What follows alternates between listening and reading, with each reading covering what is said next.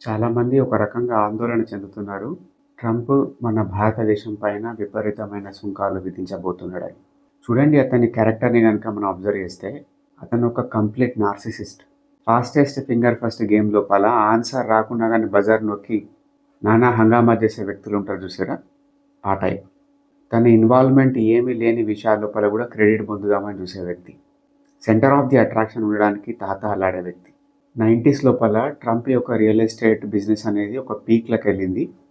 ఆ తర్వాత మెల్లమెల్లగా గ్రాడ్యువల్‌గా కొలాప్స్ అయిపోయింది.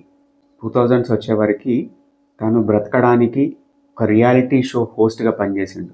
వచ్చిన కాంటెస్టెంట్‌లను తిట్టడం, ఇన్సల్ట్ చేయడం, హ్యూమిలియేట్ చేయడం, నోటికొచ్చింది మాట్లాడడం, ఎంటర్‌టైన్ చేయడం. ఇది అతని పరిపాటిగా మారిపోయింది. ఆ రియాలిటీ షోలో చేసే గిమ్మిక్సే ఇప్పుడు ఇతను పాలిటిక్స్‌లో కూడా చేస్తున్నాడు. ఏం టెన్షన్ పడకండి, భయపెట్టడం, ఏదో రకమైన బూచి చూపించి, బెదిరించి, తన మాట నెగ్గించుకోవడానికి, తనకు అనుకూలమైన డీల్ సాధించుకోవడానికి, తన రియల్ ఎస్టేట్ సేల్స్ టాక్టిక్స్ మరియు రియాలిటీ షో గిమ్మిక్స్ వాడి ప్రపంచ దేశాలపైన పైచేయి సాధిద్దామని చూస్తున్నాడు. సూనర్ ఆర్ లేటర్ ఈ టారిఫ్ షో ఏదైతే నడుస్తుందో అదొక కొలిక్కి వస్తుంది. భారత్ మరియు అమెరికా రిలేషన్స్ అనేటివి మళ్ళీ ఒకప్పటిలాగే బాగానే ఉంటాయి.